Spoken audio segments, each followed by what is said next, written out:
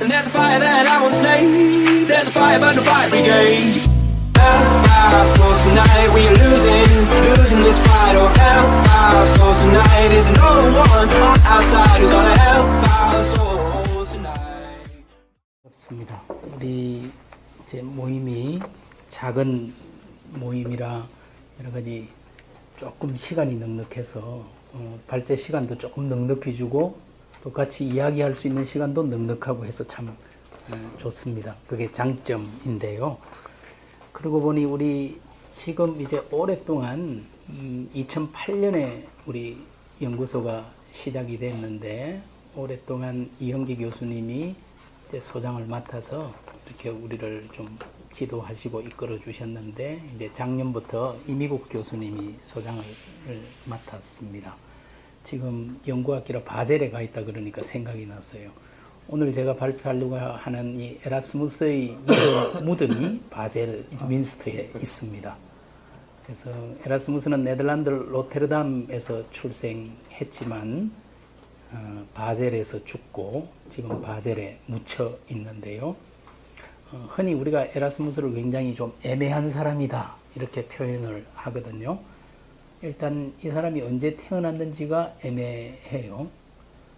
그래서 스위스에서는 이 사람이 1466년에 태어났다고 생각하고 500주년 행사도 거기에 맞추어서 이제 했습니다. 1966년에. 그런데 정작 이 사람의 고향이고 조국이기도 한 네덜란드에서는 1469년에 태어났다고 생각하고 3년 뒤에 500주년 행사를 해서 500주년 행사도 2번 이렇게 따로 했어요. 죽은 날도 조금 애매해요. 이 에라스무스의 이제 친한 친구인 아무바흐라는 사람이 에라스무스가 1536년 7월 11일 날 죽었다 이렇게 이제 전하고 기록하고 있어요. 그런데 지금 바젤 민스터에 있는 에라스무스 무덤에는 7월 12일 날 죽었다고 기록해 놓고 있습니다. 그 이유가 뭐냐면은 지금부터 한 500년 전에는 그 바젤이 그 시간이 달라지는 분기점에 있어가지고 그 1시간이 차이가 났다고 그래요. 그래서 이제 그게 11월 밤인지 아니면 12월 새벽인지 그게 다르기 때문에 그렇다. 이제 에라스무스 전기가 몇 개 나와 있는데 이제 롤란드 베인턴이라는 사람이 쓴 에라스무스 전기에 보면 이제 이 사람이 태어나고 죽는 것조차도 애매하다. 이게 참 모호한 사람이다. 그런 이야기를 하고 있습니다. 제가 지금 오늘 여러분들에게 이제 나눠드린 자료에는 에라스무스의 생애에 대한 이야기가 없기 때문에 간단하게 이제 뭐 좀 서론격으로 말씀을 드리는 것입니다. 에라스무스가 네덜란드 로테르담에서 태어났지만 실제로 유럽 전역을 돌아다니면서 생활을 했습니다. 그래서 이 사람이 이제 교육을 받은 것을 보면은 소위 중세 후기에 공동생활 형제단이라는 토마스 아켐피스라는 사람이 활동했던 그곳이 바로 더벤트라는 곳에 있는데요. 이 더벤트에서 교육을 받았고 그리고 이 사람이 나중에 이제 네덜란드의 하우다라는 도시 옆에 있는 슈타인 수도원에서 이제 생활하게 됩니다. 그런데 이 수도원이 아우구스티누스 전통 아우구스티누스회 수도원입니다. 루트가 바로 아우구스티누스회 수도원이었죠. 근데 이 사람도 아우구스티누스회 수도원에서 생활을 했어요.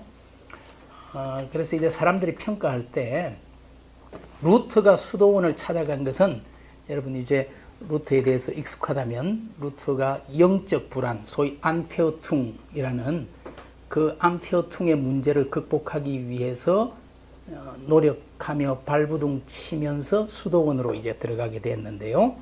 에라스무스가 수도원으로 들어간 것은 소위 이제 롤란드 베인턴의 표현을 따르면은 정신적 급약성, 그 허약성을 극복하기 위해서 수도원을 이제 찾았다. 그래서 에라스무스는 수도원이 좋았는데요. 그 이유는 거기에 책이 많이 있었기 때문에 이 사람은 워낙 책을 좋아하는 사람이니까 소위 나는 학문의 공화국에 속했다. 자기 스스로를 자기의 민족주의를 버렸거든요. 내가 네덜란드 사람이 아니고 나는 학문의 공화국에 속한 사람이다.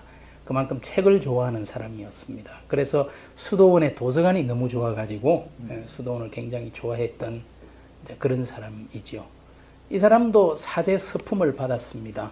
이제 위트레이트라는 도시에서 가톨릭의 사제가 되었지만 실제로 사제로 목회를 한 적은 없죠.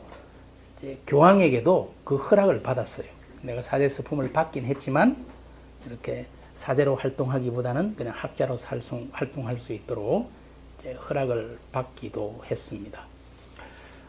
에라스무스가 이제 다녔던 학교 중에 파리에 있는 콜레즈 드 몽테규라는 학교가 있지요. 그 학교는 이제 예수회를 창설한 가톨릭의 이냐시오 드 로욜라의 이냐시오도 바로 그 학교 출신이고, 그리고 우리 장로교의 깔뱅도 바로 그 학교 출신이죠. 그래서 지금도 파리에 콜레즈 드 몽테규 건물을 찾아가면은 에라스무스나 이냐시오나 깔뱅의 이름이 그 벽에 적혀 있습니다. 하지만 지금은 그것은 이제 학교는 아니고요. 파리의 이제 도서관입니다. 그래서 파리의 수호 성인이라는 여성이 세인트 주네비에브라는 이제 그 사람이 파리의 수호 성녀인데요. 그 소위 아주 오래전에 파리를 외적으로부터 지켜낸 이제 수호 성인이죠. 그래서 그 이름을 따서 지금 그 학교가 콜레즈 드 몽테규라는 학교가 세인트 주네비에브 비블리오테크라는 그 도서관으로 지금은 되어 있는데요. 그 도서관 벽에 에라스무스의 이름이나 그리고 이런 깔뱅이나 이냐시오 이름도 그대로 남아 있거든요. 그 학교가 자랑하는 소위 자랑스러운 동문 중에 제일 중요한 인물이 에라스무스죠. 그래서 이제 이름을 같이 써놓기도 했지만 에라스무스는 따로 하나 현판을 또 붙여놨어요. 에라스무스가 우리 졸업생이다 하고. 그리고 이제 이 사람은 박사학위는 이탈리아 토리노에서 박사학위를 받았습니다. 그리고 이 사람이 영국을, 잉글랜드를 3번 방문하는데요. 그 3번 방문할 때마다 굉장히 중요한 어떤 변화들을 이제 겪게 됩니다. 처음 갔을 때 존 콜렛이라는 사람을 만나면서 인문주의적인 경향성이 굉장히 강화되죠. 그리고 나중에 또 잉글랜드를 방문해서 완성한 책이 우신예찬이라는 에라스무스의 대표적인 작품도 그때 나오고요. 소위 그 우신예찬은 토마스 모어라는 잉글랜드 헨리 8세 시대에 이제 죽임을 당한 헨리 8세의 친구이기도 했죠. 끝까지 로마 가톨릭의 편을 들고 이제 헨리 8세가 로마 가톨릭과 단절하려는 것에 대해서 반대하다가 결국은 죽게 되는데요. 이 토마스 모어의 집에서 또 토마스 모어를 찬양하는 그런 책이기도 해요. 어쨌든 이제 잉글랜드뿐만 아니고 아까 말한 프랑스, 이탈리아, 뭐 유럽 전역이 자기의 고향이었죠. 그리고 이제 바젤, 스위스죠. 스위스 바젤에서 그 생의 마지막 부분을 주로 보냈습니다. 그래서 이제 죽기도 바젤에서 죽었고요. 그래서 바젤에 지금 이제 묻혀 있습니다. 에라스무스에 대한 전집이 16세기에 바로 이제 친구가 그 에라스무스 전집을 9권으로 해서 16세기에 나온 전집이 있습니다. 그리고 18세기 초에 또 10권으로 된 에라스무스의 전집이 한 번 나왔어요. 하지만 그 후에 에라스무스는 사실은 좀 잊혀졌습니다. 그러다가 20세기 후반에 들어서 소위 에라스무스 르네상스라는 게 이제 일어나게 돼요. 그래서 그때부터 이제 에라스무스 연구가 좀 활기를 띠게 되고, 그래서 이제 에라스무스의 조국인 네덜란드에서 이 에라스무스의 전집을 이제 만드는 계획을 세우게 돼요. 그래서 나온 것이 소위 라틴어로 된 에라스무스의 전집을 비평본으로 크리티컬 에디션으로 내는 작업이 착수가 된 겁니다. 그게 언제 시작이 됐냐면요. 1969년에 시작이 됐어요. 그래서 암스테르담 에디션인데요. 지금까지 47년째 계속되고 있습니다. 현재 48권 나왔습니다. 브릴 출판사를 통해서 계속 나오고 있어요. 라틴어로 된 에라스무스 작품이 참 47년째 48개를 내고 아직도 계속 할 언제까지 될지는 모르겠어요. 그런데 에라스무스가 조금 더 대중적으로 확산되기 시작한 것은 사실은 이제 캐나다 토론토 대학에서 Collected Works of Erasmus CWE라는 프로젝트를 출발을 시켰어요. 이거는 에라스무스의 작품을 영어로 번역하는 프로젝트인데요. 이것도 지금 42년째 진행 중이고 56권까지 나왔습니다. 그래서 이게 전부 89권까지 나올 계획이에요. 지금 한 50년이 됐는데 조금 더 하면 한 30년만 더 하면 되긴 될 것 같아요. 그래서 이 사람들의 참 저력이라는 게 이런 데서 나오는구나. 그런 이제 생각을 하게 됩니다. 서술이 굉장히 길었는데요. 이제 에라스무스에 대해서 조금 생애를 좀 설명해 드리는 게 좋겠다 싶어서 제가 좀 이야기가 길었습니다. 오늘 이제 이 자료 좀 보면서 제가 읽어가면서 이야기를 하도록 하겠습니다. 서론은 좀 읽도록 하겠습니다. 인류는 언제나 평화를 염원해 왔습니다. 이것은 인류의 역사가 늘 전쟁의 그늘 속에 있었다는 말이기도 합니다. 인류가 바라고 꿈꾸는 것은 평화지만 현실은 항상 갈등과 테러와 전쟁의 영속이었습니다. 평화의 도시라는 의미를 지닌 예루살렘이 언제나 전쟁 한복판에 있는 것과 마찬가지로 바람과 현실은 메울 수 없는 괴리와 모순을 가지고 있는 것이죠. 21세기에 여전히 대한민국과 조선민주주의 인민공화국이라는 적대적 분단국가로 남아있는 우리에게 평화는 더 절실한 문제입니다. 지금도 남북한은 정전 상태입니다. 한국전쟁이 정전협정으로 잠시 중단된 상태이지 완전히 끝난 것이 아니죠. 북한은 핵개발을 하고 있고 또 남한도 사드를 추진하고 있습니다. 전쟁의 먹구름이 언제 비가 되어 쏟아질지 모를 일입니다. 지금 우리에게는 남북한 사이의 정치만이 아니라 모든 사회 분야에서 갈등과 대립이 심각합니다. 종교, 특별히 그리스도교도 예외는 아닙니다. 보수와 진보의 진영 논리가 복음의 핵심인 은혜와 공의마저도 삼켜버릴 기세입니다. 하지만 이런 현실 속에서도 우리는 평화를 꿈꾸고 있습니다. 16세기 종교개혁 시기 유럽의 상황도 크게 다르지 않았습니다. 밖으로는 오스만 제국이 유럽을 위협하여 전쟁이 끊이지 않았고 안으로는 로마 가톨릭과 프로테스탄트의 대립으로 갈등이 고조되고 있었습니다. 어디를 둘러보아도 평화는 찾을 수 없었죠. 하지만 16세기 이런 갈등의 한복판에서 평화를 갈구했던 사람이 바로 인문주의자 에라스무였습니다. 저는 본 논문에서 그가 평화와 전쟁에 관해 쓴 대표적인 두 작품을 소개하려고 합니다. 첫 번째 작품은 1517년 평화의 탄식, 두 번째는 1530년 투르크족에 대항하는 전쟁에 관하여라는 작품인데요. 에라스무스 목소리를 직접 듣기 위해서 가능하면 많은 본문을 인용했습니다. 에라스무스의 평화주의에 대한 평가가 어떠하든지 간에 그가 보여준 평화에 대한 열망은 우리에게 여전히 큰 울림을 주고 있습니다. 먼저 1517년 작품인 평화의 탄식. 평화의 탄식은 에라스무스가 평화라는 주제를 본격적으로 다룬 작품입니다.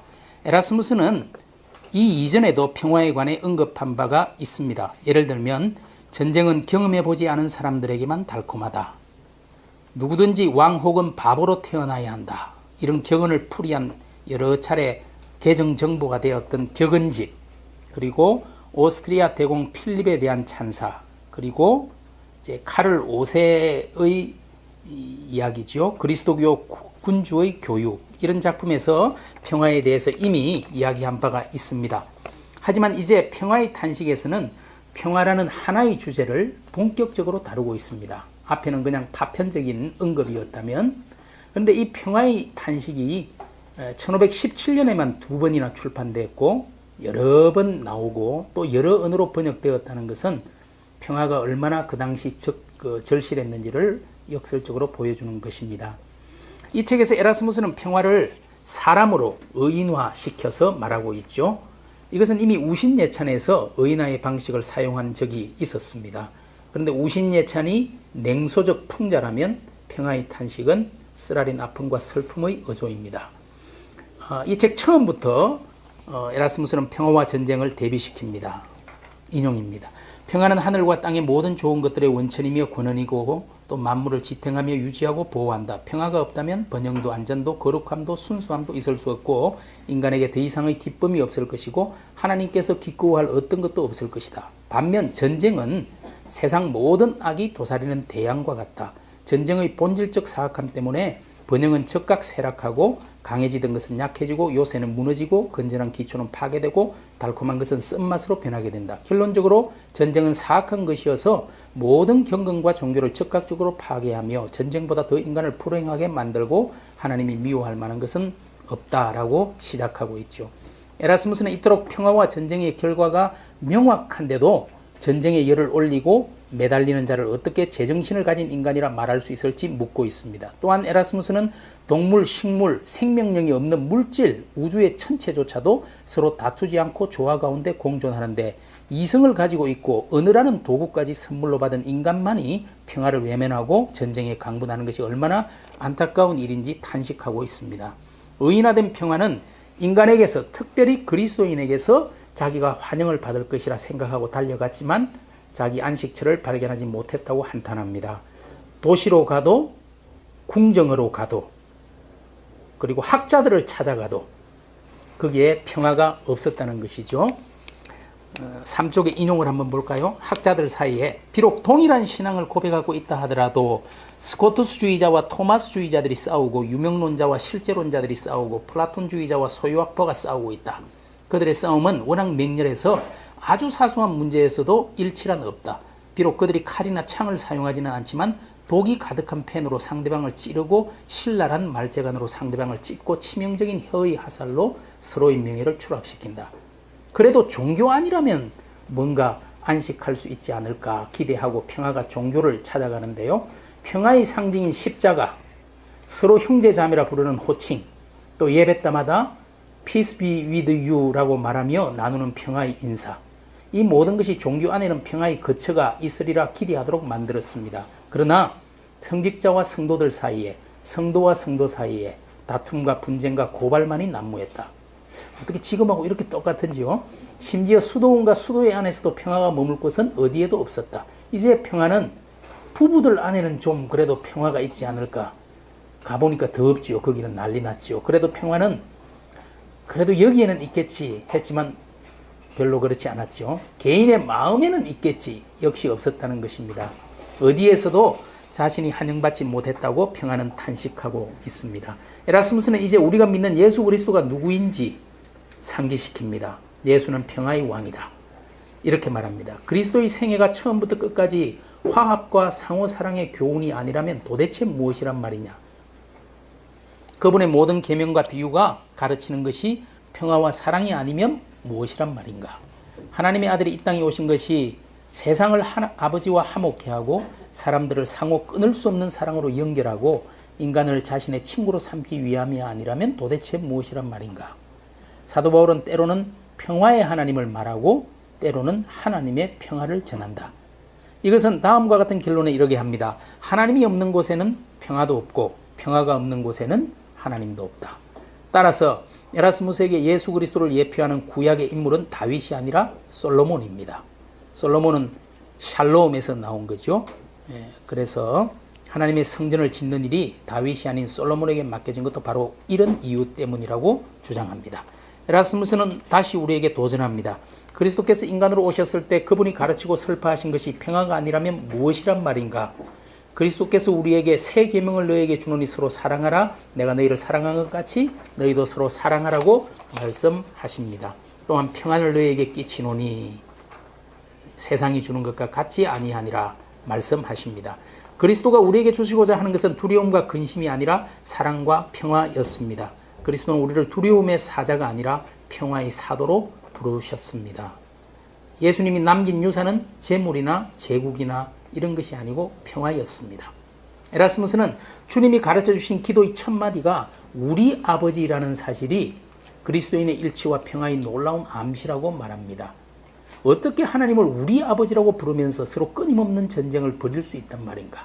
어떻게 같은 아버지를 부르면서 형제의 심장에 칼을 꽂아 넣을 수 있단 말인가? 에라스무스는 다시 묻지요. 그리스도의 가르침, 교훈, 명령, 기도의 핵심이 서로 사랑하는 것이 아니면 도대체 무엇이란 말인가? 성만찬의 빵과 잔의 교통이 결코 끊을 수 없는 새로운 일치의 끈을 확정하는 징표가 아니라면 도대체 무엇이란 말인가? 굉장히 수사학적 질문들을 많이 사용하고 있습니다. 또 이런 말도 합니다. 그리스도께서는 암탉처럼 자신의 날개 아래 병아리들을 모아 품는데 도대체 그분을 따르는 제자라고 고백하는 그리스도인들이 어떻게 감히 매와 솔개처럼 행동할 수 있단 말인가? 에라스무스는 고백과 삶이 다르다면 그것은 아무런 의미가 없다라고 단언하죠. 이제 에라스무스는 자신이 살던 시대의 그리스도교를 되돌아보면서 교회와 성직자들이 얼마나 평화를 홀대했는지 신랄하게 비판합니다. 인용입니다. 단지 지난 10년 동안의 사건들만 해상해보자. 이 세상의 땅과 바다에서 야만적인 전쟁이 일어나지 않은 곳이 어디 있는가? 그리스도인의 피로 젖지 않은 땅이 어디 있으며 인간의 유혈로 뒤덮이지 않은 강이나 바다가 어디 있는가? 말하기도 부끄럽게 전쟁의 잔인성은 유대인이나 이교도나 짐승보다 더하다. 다시 이제 제가 좀 인용을 했습니다. 하나님께서는 모세의 엄격한 율법으로 사제들이 피로 더럽혀지는 것을 금했지만 그들은 전쟁의 선동자가 되었어도 부끄러움을 모른다. 우리 삶의 길잡이가 되어야 할 성직자, 설교자, 신학자들도 부끄러움을 모르기는 매한가지다. 주교나 추기경뿐 아니라 그리스도인의 대리자라는 교황까지도 전쟁을 부추기고 승인하는 자들로 변질되었지만 도무지 부끄러움을 모른다. 그리스도를 대적하고 그리스도가 가장 싫어하는 짓들을 하면서도 자신들이 가진 권위가 그리스도에게서 온 것처럼 위선을 떤다. 추교관과 전투 헬멧, 목자의 지팡이와 군인의 창, 복음서와 방패가 도대체 어떻게 조화될 수 있단 말인가? 온 세상을 피비린내 나는 전장으로 몰고 가면서 어떻게 동시에 아무렇지도 않게 평화가 당신과 함께 하기를 인사할 수 있단 말인가? 입으로 평화를 말하면서 어떻게 손과 행동으로 파괴를 일삼는가? 그리스도를 화해의 자요 평화의 왕이라 말하면서 어떻게 감히 같은 입으로 전쟁을 부추기는가? 이것은 그리스도와 사탄 앞에서 동시에 나팔을 부는 것과 같지 않은가? 예, 그런 이제 제가 일부러 이제 에라스무스 이야기를 좀 직접 들으려고 이제 여러 곳에 인용을 좀 했습니다. 에라스무스는 전쟁을 막고 평화를 지켜야 할 성직자들이 오히려 교황과 황제를 부추겨 피 흘리는 전쟁터로 몰아가고 있는 기막힌 현실에 좌절합니다. 이들은 자신들의 목적을 위해서라면 거룩한 하나님의 말씀조차도 왜곡하여 전쟁을 정당화하는 도구로 만들어버립니다. 이들은 자신들의 탐욕을 위해서라면 교회를 버리고 전쟁터로 갑니다. 그것도 십자가를 쳐들고 말입니다. 그들은 십자가를 자신들의 깃발로 가지고 다닌다. 몇 푼의 돈에 인간 도살자로 팔린 믿음이라고는 찾아볼 수 없는 용병들까지도 십자가를 지니고 다닌다. 십자가를 바라고 보기만 해도 전쟁에서 떠나야 할 텐데 오히려 십자가가 전쟁의 상징이 되어버렸다. 평화의 상징인 십자가가 전쟁을 이기게 만드는 부적이 되어버린 것이죠. 에라스무스는 전쟁터에 있는 병사들에게 호소합니다. 당신이 어떻게 한 손에 구원의 상징을 들고 당신의 형제를 죽이기 위해 서둘러 달려갈 수 있는가? 당신이 십자가의 이름으로 죽이려는 그 누군가가 사실은 십자가로 구원받은 사람이다. 설상가상으로 어떻게 여러분이 거룩한 성만찬의 신비에 참여하고서 곧바로 전쟁터로 달려가 잔인한 칼을 형제들의 배에 쑤셔 넣을 수 있단 말인가? 성만찬은 모두가 존엄하게 지켜야 할 그리스도인들 사이에 긴밀한 연합의 상징임에도 불구하고 말이다. 무엇보다 가장 부조리한 것은 십자가 깃발이 양진영 모두에서 펄럭인다는 사실이다. 그리고 성례들이 양쪽에서 모두 베풀어진다. 십자가가 십자가와 싸우고 그리스도가 전쟁을 벌이다니 이보다 더 희한한 일이 어디 있겠는가? 제가 이거는 갑자기 생각이 나서 전에 외국에서 우리 한국의 장로교회는 예수교 장로회와 기독교 장로회가 있다니까 이런 말을 누가 한 것 같아요. 예수를 따르는 사람하고 그리스도를 따르는 사람이 이렇게 따로 이렇게 모이는가 보다. 그런 뭐 이야기를 들었던 것 같은데 그 밑에 그리스도인들은 투르크인들을 신앙도 없는 이교도라고 간주하고 저주합니다. 자신들도 그들과 마찬가지 죄를 저지르면서도 마치 자기들은 참된 그리스도인인 것처럼 위선을 뜨는 것입니다. 서로를 향해 칼을 휘두르는 자신들보다 투르크인들이 더하기라도 하는 양 허풍을 뜨는 것이죠. 그리스도인들은 투르크인들이 악마에게 제사를 드린다고 말하지만 자기들도 투르크인들과 똑같은 짓을 하고 있지 않은가. 사실상 악마들이 가장 기뻐할 재물은 그리스도인에 의해 죽은 그리스도인이 아닌가. 아니 실제로 죽인 자와 죽은 자 모두 악마의 제물이기 때문에 악마는 이중의 제사를 즐기는 것이다. 누구든지 투르크인들을 좋아하고 악마와 친구가 되고 싶은 사람이 있다면 이런 종류의 제사를 바치면 될 것이다. 마침내 에라스무스는 자기의 유명한 명제에 도달합니다. 부당한 평화란 거의 있을 수 없고 아무리 정당한 전쟁이라도 부당한 평화만 못하다. 전쟁과 평화 중에서 어떤 것이 정말 유리한지 손익 계산을 꼼꼼히 해보라고 말합니다. 그렇다면 에라스무스는 누구라도 전쟁이 아닌 평화를 택할 것이라고 확신합니다. 어떤 이유도 한순간에 모든 것을 빼앗아 가버리는 전쟁을 일으킬 명분이 될 수 없다는 것입니다. 전쟁은 무조건 손해라는 것이죠. 현실에 대한 냉철한 진단을 한 후에 에라스무스는 정치인, 성직자, 그리스도인에게 실제적 조언을 하고 있습니다. 우리는 평화의 탄식에서 에라스무스가 정치인들에게 주는 두 가지 충고를 발견합니다. 첫째로 정치인은 자기 욕심을 채우기 위해 전쟁을 이용해서는 안 된다고 말합니다. 이제 인용 그냥 지나가겠습니다. 실제 전쟁으로 다치고 빼앗기고 죽는 것은 민중입니다. 전쟁이 민중에게는 말할 수 없는 고통이지만 지배자에게는 오히려 자신의 탐욕을 채울 수 있는 기회가 됩니다. 그래서 격언집에 전쟁은 경험해보지 않은 사람들에게만 달콤하다라고 말한 것이죠. 따라서 에라스무스는 정치인들을 향해서 사욕을 위해 백성을 사지로 몰아넣는 전쟁을 벌여서는 안 된다고 말합니다. 이것이 이제 평화를 이루는 것이 정치인의 의무이자 책임이죠. 놀랍게도 에라스무스는 나쁜 정치인이 부당한 욕심을 가지고 있다면 시민의 결합된 의지로 그를 견제하고 저지할 수 있어야 한다는 매우 근대적인 정치 사상을 내비치고 있습니다. 두 번째로 정치인은 민족주의 정서를 이용하여 전쟁을 부채질해서는 안 된다고 말합니다. 에라스무스는 정치인들이 외국인에 대한 혐오를 은근히 조장하고 자기 민족의 우월성을 노골적으로 조작하는 행위를 비판합니다. 에라스무스는 정치인들에게 민족적 영광이라는 한상을 국민에게 심어서는 안 된다고 말합니다. 이것은 협소한 민족주의를 넘어서 세계 시민으로 살고자 했던 에라스무스의 정신과 일치하는 것이죠. 에라스무스는 민족주의에 대해서 굉장히 비판했습니다. 그리고 소위 코스모폴리타니즘으로 협소한 내셔널리즘을 몰아낼 것을 주장했었지요. 왜 우리는 인간 대 인간으로 서로를 대하지 못하느냐? 왜 그리스도인 대 그리스도인으로 대하지 못하는가? 민족이라는 사소한 이름이 애정이 깃든 자연적 유대나 그리스도교의 강한 결속보다 더 중요하고 단단하단 말이냐? 에라스무스는 네덜란드인이기 이전의 인간이었고 그리스도인이었습니다. 이것은 지난 20세기에 왜곡된 국수주의와 인종주의로 인한 참극을 겪었던 우리에게 지금도 여전히 유효한 조언이 될 것입니다. 이제 에라스무스는 정치인들을 이렇게 정치인들에게 조언을 한 후에 성직자들을 향해서 탄원합니다. 정치인들은 그나마 용인해 줄 여지가 있지만 평화의 복음을 전하고 평화의 왕인 그리스도를 따른다고 나선 성직자가 전쟁을 선동하는 것은 어떤 변명의 여지도 없습니다. 일찍이 에라스무스가 이탈리아에 있을 때 교황 율리우스 2세가 직접 군대를 이끌고 볼로냐로 입성하는 장면을 목격한 적이 있는데요. 그래서 이런 것들에 대해서 더 가차없이 비판을 했습니다. 주교는 그들의 의무를 행해야 하고 성직자는 진정한 성직자가 되어야 하고 수도사는 서원을 유념해야 하고 신학자는 합당한 것을 가르쳐야 한다. 모두가 연합하여 전쟁을 반대해야 하고 모두가 전쟁을 감시하고 전쟁의 반대 목소리를 내야 한다. 사적으로나 공적으로나 그들은 오로지 평화를 설교하고 선포하고 가르쳐야 한다. 만일 문제 해결을 위한 노력에도 불구하고 전쟁을 막을 수 없다면 그때에는 그 전쟁에 조금이라도 찬동해서는 안 되고 참여해서도 안 된다.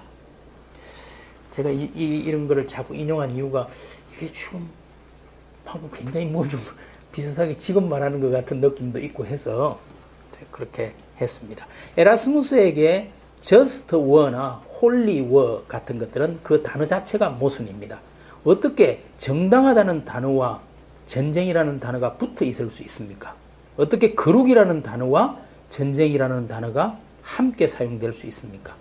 도대체 전쟁치고 정당한 것이 어디 있고 거룩한 것이 어디 있단 말입니까? 이거는 에라스무스가 한 말은 아니지만 제가 볼 때 더욱이 성직자라는 사람이 전쟁을 지지하고 교황이라는 사람이 군대를 이끌고 다니는 것보다 더 부조리한 일이 어디 있겠는가? 성직자는 이성과 종교로부터 배운 지식과 지혜로 평화주의를 모든 논점에서 역설해야 할 특별한 임무를 지니고 있습니다. 그러므로 성직자들은 설교단에서든 일상 대화에서든 때와 장소를 가리지 말고 평화와 사랑을 가르쳐야 한다. 하나님께 헌신된 성직자들에게 간청한다. 하나님이 가장 기뻐할 것을 당신의 모든 열정을 다해 드러내고 하나님이 가장 싫어할 것을 전심을 다해 제거하라. 신학자들에게 호소한다. 평화의 복음을 설파하고 당신의 메시지가 세상 사람들의 귀에 끊임없이 울리도록 하라. 주교와 고위 성직자들에게 부탁한다. 당신의 근위가 미치는 곳에서는 영원히 지속될 결속 가운데 평화가 굳게 자리 잡도록 하라. 에라스무스가 500년 전에 했던 탄원이 지금 우리 상황에도 그대로 적용될 수 있다는 사실이 안타깝고 놀랍지 않습니까? 에라스무스는 전쟁을 택하는 쪽과 억울하더라도 평화를 유지하는 쪽의 손익계산을 따져본다면 누구라도 평화를 택하게 될 것이라고 확신하고 있습니다. 전쟁이 가져올 황폐함을 생각한다면 평화는 아무리 비싼 대가를 치르더라도 지나치지 않은 것이라고 말하지요.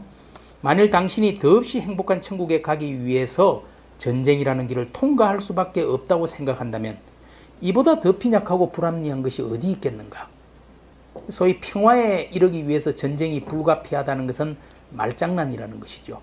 전쟁은 어떤 구실과 핑계를 동원해도 정당화될 수 없고 거룩할 수가 없습니다. 평화를 이루는 가장 중요한 요소는 온 마음을 다해 평화를 염원하는 것이다. 에라스무스의 말인데요. 16세기 당시 평화를 위해 많은 정략적 결혼 동맹이 이루어졌고 수없는 평화조약이 체결되었지만 그것이 평화를 보장하지는 못했습니다. 정말 중요한 것은 평화에 대한 간절한 소망이고 이런 소망이 결집해서 하나의 뜻이 될 때 평화로 이르는 길이 열리게 될 것입니다. 두 번째 책인데요. 이제 15분 남았네요. 그래도 아직. 이건 조금 더 짧게 말씀드리겠습니다. 투르크족에 대항하는 전쟁에 관하여 그 앞쪽은 첫 패러그래프는 읽어야 아마 여러분이 그 배경을 이해할 수 있을 것 같습니다. 1530년 출판된 이 책은 적어도 두 가지 역사적 배경을 염두에 두고 읽어야 합니다. 첫 번째, 1529년 투르크족의 빈 공격입니다. 16세기 들어서면서 오스만 투르크 제국의 슐레이만 대제가 점차 세력을 넓혀가면서 유럽을 위협했습니다. 그래서 1520년대 세르비아 그리고 헝가리가 점령을 당합니다. 그리고 1529년에 합스부르크 제국, 그 당시 서유럽을 대표하는 제국이죠. 합스부르크 가문의 오스트리아 빈이 공습을 당하게 됩니다. 이게 그 당시 유럽의 그리스도인들에게 엄청난 충격을 안겨주었어요. 소위 이슬람 제국이 우리 그리스도교 모두를 집어삼키게 될 것이라는 두려움을 갖게 했습니다.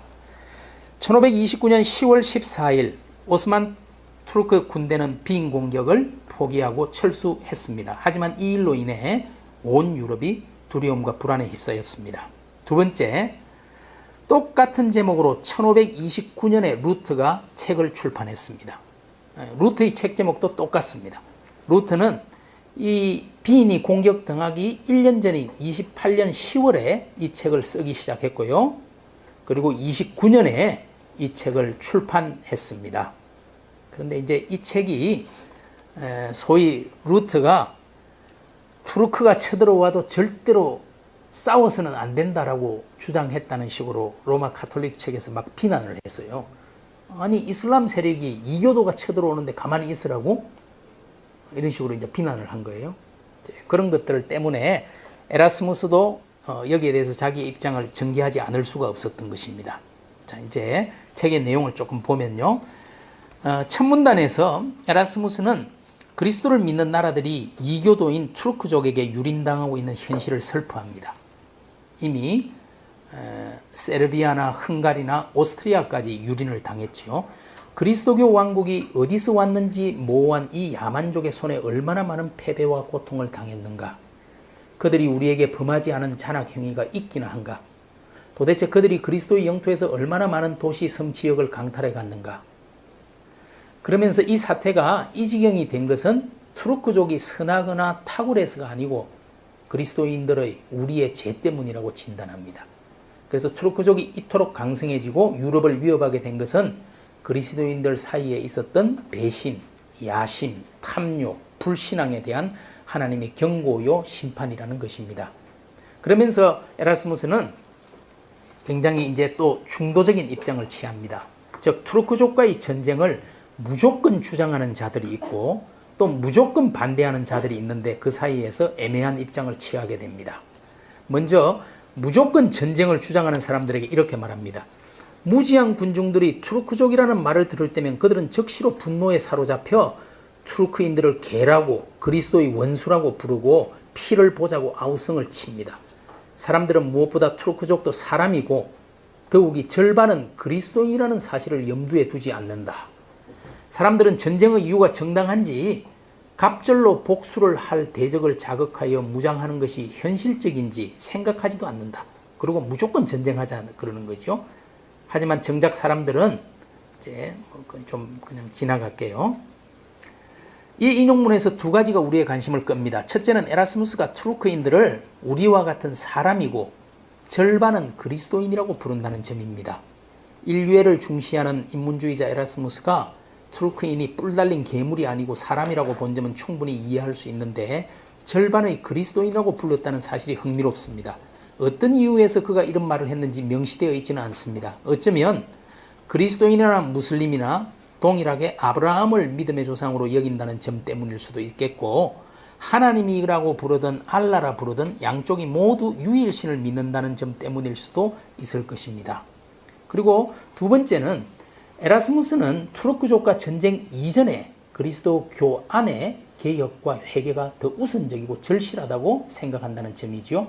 교회 안의 죄, 성직자와 그리스도인의 사악함과 잔인함이 전쟁을 불러온 근본 원인이고 따라서 그것을 개혁하는 것이 전쟁을 하는 것보다 먼저라는 입장을 밝히고 있습니다.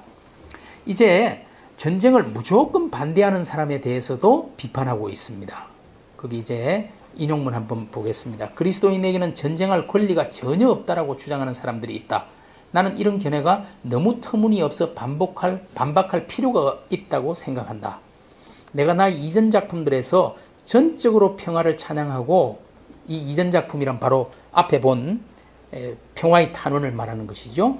거기에서는 전적으로 평화를 찬양하고 전쟁을 지독히 미워했기 때문에 아마도 많은 사람들이 이런 말을 하는 나를 비난하려 들 것이다. 왜 이렇게 입장이 바뀌었냐는 거죠. 하지만 내 책들을 정직하게 읽은 사람이라면 이런 비방이 터무니없다는 것을 알 것이다. 내 입장은 이것이다. 전쟁이 피할 수 없는 마지막 수단이 되기 전에는 행해져서는 안 된다. 전쟁이란 본성상 인간에게 흑사병 같아서 아무리 정의로운 군주에 의해 정당한 이유로 일어난다 하더라도 지휘관과 병사들의 사악함으로 인해서 선보다는 악을 초래하게 된다. 이전의 평화탄식에서 우리는 철저한 평화주의자 에라스무스를 만났습니다. 하지만 이 작품에서는 어쩔 수 없는 마지막 수단으로서 전쟁을 인정하는 태도를 취합니다. 아마도 이런 태도 변화는 1529년 투르크족의 빈 침공과 루트의 투르크족에 대한 태도를 둘러싼 논쟁 때문에 이런 변화가 일어났으리라 저는 생각하고 있습니다. 에라스무스는 이제 가톨릭 신학자들의 루트 비판을 그대로 받아들이고 있습니다. 이거는 그냥 제가 좀 그냥 지나갈까요? 그런데 중간에 보시면은 루트가 정말 투르크족은 우리를 벌하시는 하나님의 해초리이니 그 투르크족에 맞서서 전쟁을 해서는 안 된다고 말한 것인지, 만일 루트가 그런 말을 했다면 어떤 맥락에서 어떤 의미로 그랬는지 묻지 않을 수 없죠.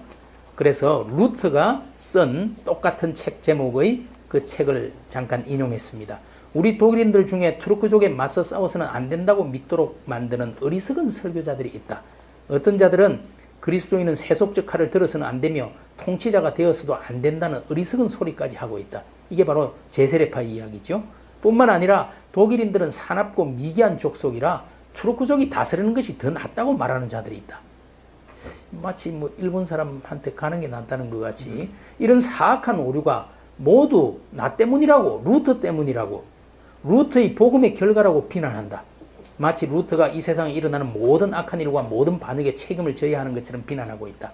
따라서 나로서는 나 자신과 복음을 위해서 이거를 쓰지 않을 수 없다는 거죠. 나는 순진한 사람들이 이런 중상자들에게 더 이상 속지 않도록 하기 위해 나와 내 가르침을 공연히 의심하지 않도록 하기 위해 우리가 투르크족에 맞서 싸우지 말라고 선동한다는 흑색 성전에 속지 않도록 하기 위해 이 글을 쓴다 하고 그 글을 책을 쓰고 있거든요. 그래서 루터는 투르크족과 맞서 싸워서 안 된다거나 그리스도인은 군인이나 정치인이 되어서는 안 된다는가 또 투르크족이 통치하는 것이 낫다느니 하는 어처구니없는 생각들에 대해 사악한 오류라고 말합니다. 그리고 루터가 이런 오류에 책임이 있다는 말을 반박하기 위해서 책을 썼다고 진술하지요. 루터가 투르크족에 대항하여 전쟁을 해서는 안 된다 말을 한 것은 사실입니다.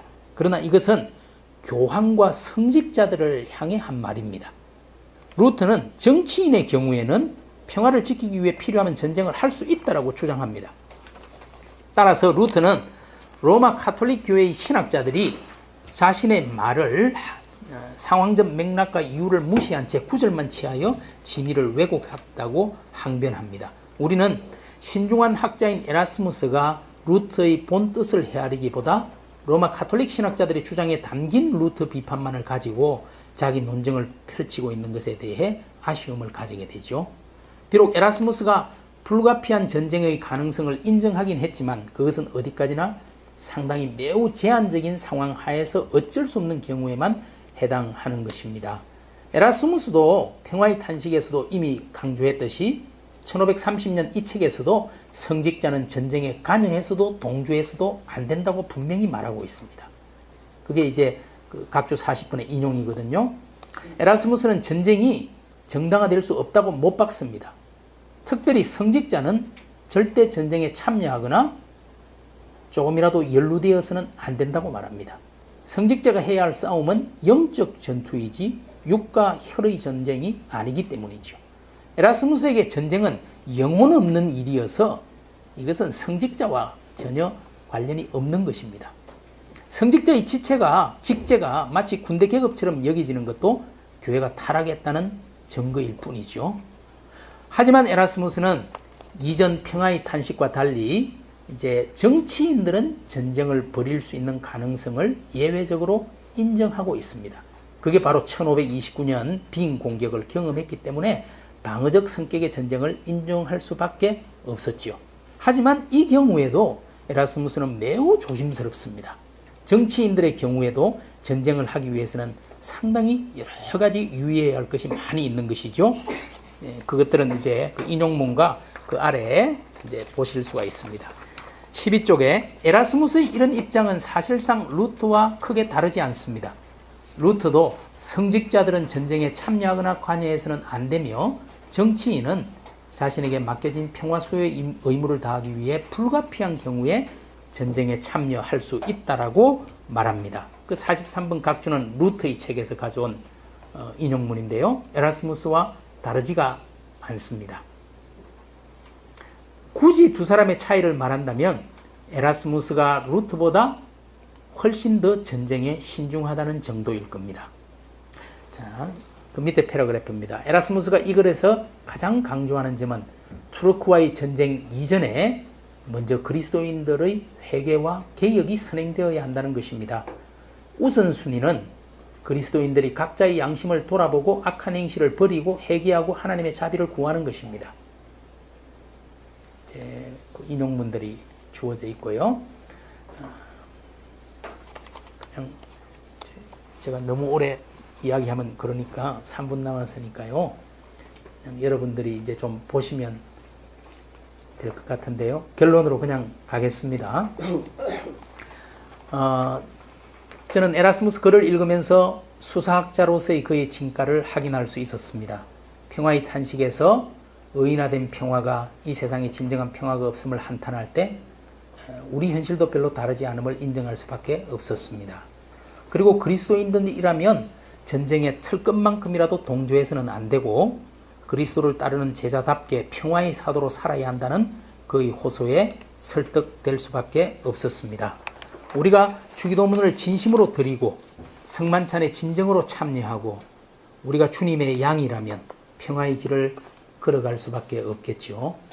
투르크족에 대항하는 전쟁에 관하여에서 당시 교회와 성직자에 대한 에라스무스의 그 신랄한 비판에 자연스럽게 오늘 한국 교회와 목회자의 모습을 비추어 보게 되고 또 나와 우리의 자아상을 발견하게 되었습니다. 에라스무스가 평화의 탄식에서 절대적 평화주의자의 면모를 드러내었다면 투르크족에 대항하는 전쟁에 관하여에서는 현실적 평화주의자의 모습을 보입니다. 전자에서는 어떤 형태의 전쟁에 대해서도 비판적입니다. 그러나 이제 후자에 오면은 어쩔 수 없는 전쟁의 가능성을 인정하고 있습니다. 물론 전쟁에 대해서는 여전히 매우 신중한 입장이긴 하지만 이전과 비교할 때 논조의 차이가 나타납니다. 투르크족과의 충돌이라는 당시 긴급하고 현실적인 주제와 관련하여 루터와 에라스무스가 각각 1529년과 1530년 동일한 제목의 책을 펴냈는데요. 이 두 책의 출판 사이에 오스만 투르크족의 오스트리아 비인 공격이 있었습니다. 우리가 살펴본 것처럼 에라스무스는 루터의 입장을 비판했지만 사실상 두 사람의 견해는 정도의 차이만 있을 뿐 다르지 않습니다. 두 사람 모두 교회와 성직자의 전쟁 참여에는 적극적으로 반대하고 정치인의 경우 전쟁을 할 가능성을 소극적으로 인정했습니다. 적어도 전쟁이라는 주제에 관한 한 두 사람의 차이는 크지 않습니다. 평화는 인류 역사에서 언제나 도달해야 할 목표요, 풀어야 할 숙제와 같습니다.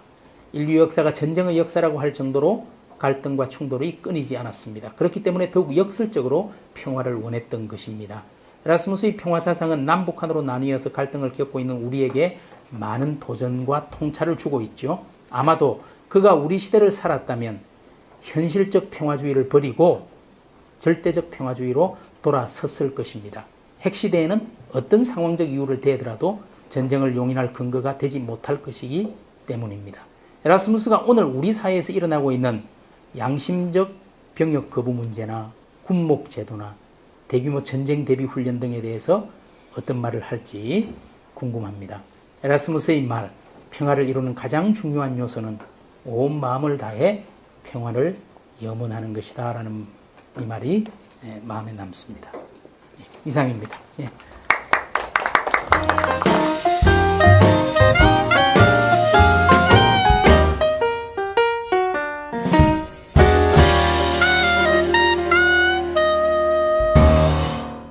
상태이지 완전히 끝난 것이 아니죠. 북한은 핵 개발을 하고 있고 또 남한도 사드를 추진하고 있습니다.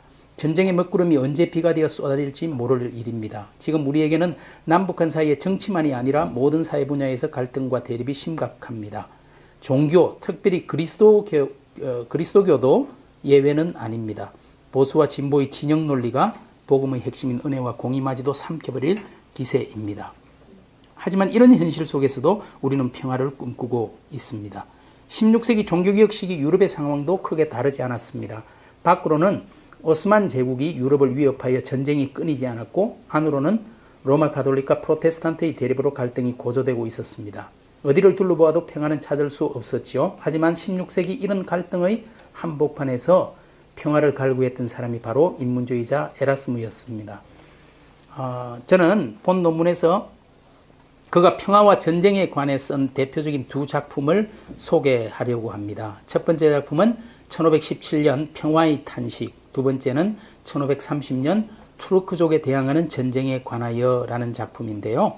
에라스무스 목소리를 직접 듣기 위해서 가능하면 많은 본문을 인용했습니다. 에라스무스의 평화주의에 대한 평가가 어떠하든지 간에 그가 보여준 평화에 대한 열망은 우리에게 여전히 큰 울림을 주고 있습니다. 먼저 1517년 작품인 평화의 탄식. 평화의 탄식은 에라스무스가 평화라는 주제를 본격적으로 다룬 작품입니다. 에라스무스는 이 이전에도 평화에 관해 언급한 바가 있습니다. 예를 들면 전쟁은 경험해보지 않은 사람들에게만 달콤하다. 누구든지 왕 혹은 바보로 태어나야 한다. 이런 격언을 풀이한 여러 차례 개정정보가 되었던 격언집, 그리고 오스트리아 대공 필립에 대한 찬사, 그리고 이제 카를 5세의 이야기죠. 그리스도교 군주의 교육, 이런 작품에서 평화에 대해서 이미 이야기한 바가 있습니다. 하지만 이제 평화의 탄식에서는 평화라는 하나의 주제를 본격적으로 다루고 있습니다. 앞에는 그냥 파편적인 언급이었다면, 그런데 이 평화의 탄식이 1517년에만 2번이나 출판됐고 여러 번 나오고 또 여러 언어로 번역되었다는 것은 평화가 얼마나 그 당시 절실했는지를 역설적으로 보여주는 것입니다. 이 책에서 에라스무스는 평화를 사람으로 의인화시켜서 말하고 있죠. 이것은 이미 우신예찬에서 의인화의 방식을 사용한 적이 있었습니다. 그런데 우신예찬이 냉소적 풍자라면 평화의 탄식은 쓰라린 아픔과 슬픔의 어조입니다. 이 책 처음부터 에라스무스는 평화와 전쟁을 대비시킵니다. And there's a fire that I won't slay. There's a fire burn the fire brigade. Help our souls tonight. We are losing this fight. Oh, help our souls tonight. There's no one on our side who's gonna help our souls tonight. 없습니다. 우리 이제 모임이 작은 모임이라 여러 가지 조금 시간이 넉넉해서 발제 시간도 조금 넉넉히 주고 또 같이 이야기할 수 있는 시간도 넉넉하고 해서 참 좋습니다. 그게 장점인데요. 그러고 보니 우리 지금 이제 오랫동안 2008년에 우리 연구소가 시작이 됐는데 오랫동안 이형기 교수님이 이제 소장을 맡아서 이렇게 우리를 좀 지도하시고 이끌어 주셨는데 이제 작년부터 이미국 교수님이 소장을 맡았습니다. 지금 연구학기로 바젤에 가 있다 그러니까 생각이 났어요. 오늘 제가 발표하려고 하는 이 에라스무스의 무덤이 바젤 민스터에 있습니다. 그래서 에라스무스는 네덜란드 로테르담에서 출생했지만 바젤에서 죽고 지금 바젤에 묻혀 있는데요. 흔히 우리가 에라스무스를 굉장히 좀 애매한 사람이다 이렇게 표현을 하거든요. 일단 이 사람이 언제 태어났는지가 애매해요. 그래서 스위스에서는 이 사람이 1466년에 태어났다고 생각하고 500주년 행사도 거기에 맞추어서 이제 했습니다. 1966년에. 그런데 정작 이 사람의 고향이고 조국이기도 한 네덜란드에서는 1469년에 태어났다고 생각하고 3년 뒤에 500주년 행사를 해서 500주년 행사도 2번 이렇게 따로 했어요. 죽은 날도 조금 애매해요. 이 에라스무스의 이제 친한 친구인 아무바흐라는 사람이 에라스무스가 1536년 7월 11일 날 죽었다 이렇게 이제 전하고 기록하고 있어요. 그런데 지금 바젤 민스터에 있는 에라스무스 무덤에는 7월 12일 날 죽었다고 기록해 놓고 있습니다. 그 이유가 뭐냐면은 지금부터 한 500년 전에는 그 바젤이 그 시간이 달라지는 분기점에 있어가지고 그 1시간이 차이가 났다고 그래요. 그래서 이제 그게 11월 밤인지 아니면 12월 새벽인지 그게 다르기 때문에 그렇다. 이제 에라스무스 전기가 몇 개 나와 있는데 이제 롤란드 베인턴이라는 사람이 쓴 에라스무스 전기에 보면 이제 이 사람이 태어나고 죽는 것조차도 애매하다. 이게 참 모호한 사람이다. 그런 이야기를 하고 있습니다.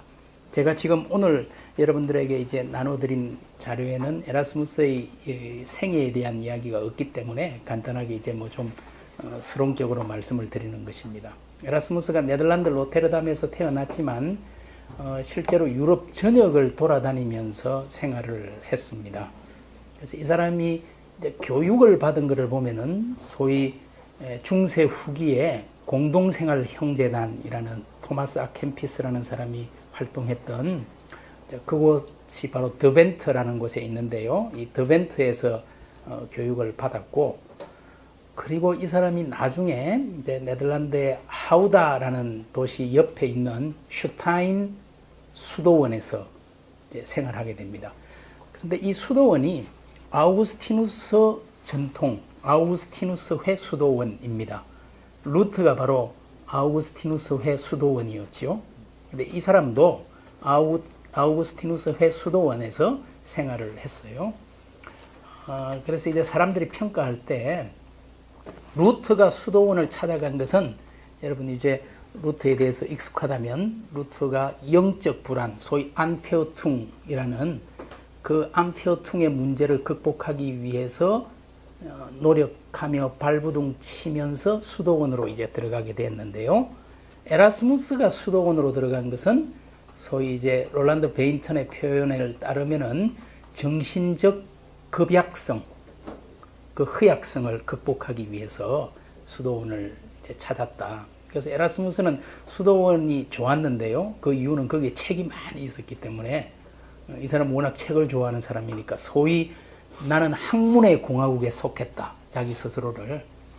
자기의 민족주의를 버렸거든요. 내가 네덜란드 사람이 아니고 나는 학문의 공화국에 속한 사람이다.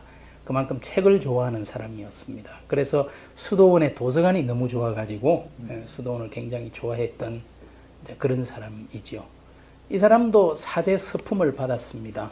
이제 위트레이트라는 도시에서 가톨릭의 사제가 되었지만 실제로 사제로 목회를 한 적은 없죠. 이제 교황에게도 그 허락을 받았어요. 내가 사제 서품을 받긴 했지만 이렇게 사제로 활동하기보다는 그냥 학자로서 활동할 수 있도록 이제 허락을 받기도 했습니다. 에라스무스가 이제 다녔던 학교 중에 파리에 있는 콜레즈 드 몽테규라는 학교가 있죠. 그 학교는 이제 예수회를 창설한 가톨릭의 이냐시오 드 로욜라의 이냐시오도 바로 그 학교 출신이고, 그리고 우리 장로교의 깔뱅도 바로 그 학교 출신이죠.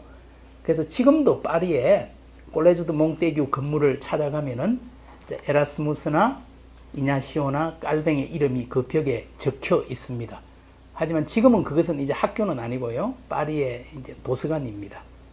그래서 파리의 수호 성인이라는 여성이 세인트 주네비에브라는 이제 그 사람이 파리의 수호 성녀인데요. 그 소위 아주 오래전에 파리를 외적으로부터 지켜낸 이제 수호 성인이죠. 그래서 그 이름을 따서 지금 그 학교가 콜레즈 드 몽테규라는 학교가 세인트 주네비에브 비블리오테크라는 그 도서관으로 지금은 되어 있는데요. 그 도서관 벽에 에라스무스의 이름이나 그리고 이런 깔뱅이나 이냐시오 이름도 그대로 남아 있거든요. 그 학교가 자랑하는 소위 자랑스러운 동문 중에 제일 중요한 인물이 에라스무스죠. 그래서 이제 이름을 같이 써놓기도 했지만 에라스무스는 따로 하나 현판을 또 붙여놨어요. 에라스무스가 우리 졸업생이다 하고. 그리고 이제 이 사람은 박사학위는 이탈리아 토리노에서 박사학위를 받았습니다. 그리고 이 사람이 영국을, 잉글랜드를 3번 방문하는데요. 그 3번 방문할 때마다 굉장히 중요한 어떤 변화들을 이제 겪게 됩니다. 처음 갔을 때 존 콜렛이라는 사람을 만나면서 인문주의적인 경향성이 굉장히 강화되죠. 그리고 나중에 또 잉글랜드를 방문해서 완성한 책이 우신예찬이라는 에라스무스의 대표적인 작품도 그때 나오고요. 소위 그 우신예찬은 토마스 모어라는 잉글랜드 헨리 8세 시대에 이제 죽임을 당한 헨리 8세의 친구이기도 했죠. 끝까지 로마 가톨릭의 편을 들고 이제 헨리 8세가 로마 가톨릭과 단절하려는 것에 대해서 반대하다가 결국은 죽게 되는데요. 이 토마스 모어의 집에서 또 토마스 모어를 찬양하는 그런 책이기도 해요. 어쨌든 이제 잉글랜드뿐만 아니고 아까 말한 프랑스, 이탈리아, 뭐 유럽 전역이 자기의 고향이었죠. 그리고 이제 바젤, 스위스죠. 스위스 바젤에서 그 생의 마지막 부분을 주로 보냈습니다. 그래서 이제 죽기도 바젤에서 죽었고요. 그래서 바젤에 지금 이제 묻혀 있습니다. 에라스무스에 대한 전집이 16세기에 바로 이제 친구가 그 에라스무스 전집을 9권으로 해서 16세기에 나온 전집이 있습니다. 그리고 18세기 초에 또 10권으로 된 에라스무스의 전집이 한 번 나왔어요. 하지만 그 후에 에라스무스는 사실은 좀 잊혀졌습니다. 그러다가 20세기 후반에 들어서 소위 에라스무스 르네상스라는 게 이제 일어나게 돼요. 그래서 그때부터 이제 에라스무스 연구가 좀 활기를 띠게 되고, 그래서 이제 에라스무스의 조국인 네덜란드에서 이 에라스무스의 전집을 이제 만드는 계획을 세우게 돼요. 그래서 나온 것이 소위 라틴어로 된 에라스무스의 전집을 비평본으로 크리티컬 에디션으로 내는 작업이 착수가 된 겁니다. 그게 언제 시작이 됐냐면요, 1969년에 시작이 됐어요. 그래서 암스테르담 에디션인데요, 지금까지 47년째 계속되고 있습니다. 현재 48권 나왔습니다. 브릴 출판사를 통해서 계속 나오고 있어요. 라틴어로 된 에라스무스 작품이 참 47년째 48개를 내고 아직도 계속할, 언제까지 될지는 모르겠어요. 그런데 에라스무스가 조금 더 대중적으로 확산되기 시작한 것은 사실은 이제 캐나다 토론토 대학에서 Collected Works of Erasmus, CWE라는 프로젝트를 출발을 시켰어요. 이거는 에라스무스의 작품을 영어로 번역하는 프로젝트인데요. 이것도 지금 42년째 진행 중이고 56권까지 나왔습니다. 그래서 이게 전부 89권까지 나올 계획이에요. 지금 한 50년이 됐는데 조금 더 하면 한 30년만 더 하면 되긴 될 것 같아요. 그래서 이 사람들의 참 저력이라는 게 이런 데서 나오는구나, 그런 이제 생각을 하게 됩니다. 서술이 굉장히 길었는데요. 이제 에라스무스에 대해서 조금 생애를 좀 설명해 드리는 게 좋겠다 싶어서 제가 좀 이야기가 길었습니다. 오늘 이제 이 자료 좀 보면서 제가 읽어가면서 이야기를 하도록 하겠습니다. 서론은 좀 읽도록 하겠습니다. 인류는 언제나 평화를 염원해 왔습니다. 이것은 인류의 역사가 늘 전쟁의 그늘 속에 있었다는 말이기도 합니다. 인류가 바라고 꿈꾸는 것은 평화지만 현실은 항상 갈등과 테러와 전쟁의 영속이었습니다. 평화의 도시라는 의미를 지닌 예루살렘이 언제나 전쟁 한복판에 있는 것과 마찬가지로 바람과 현실은 메울 수 없는 괴리와 모순을 가지고 있는 것이죠. 21세기에 여전히 대한민국과 조선민주주의 인민공화국이라는 적대적 분단국가로 남아있는 우리에게 평화는 더 절실한 문제입니다. 지금도 남북한은 정전 상태입니다. 한국전쟁이 정전협정으로 잠시 중단된